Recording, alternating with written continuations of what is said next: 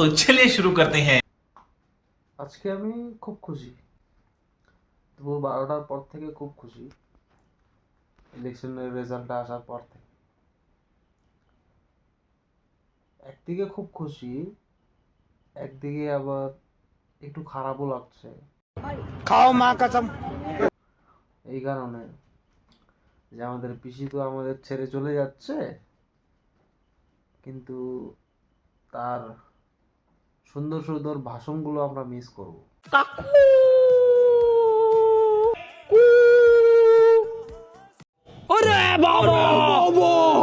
क्या मेरे को हिंदी सिखाएगा ये?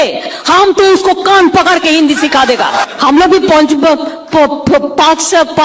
बरस तक हिंदी पढ़ा ना।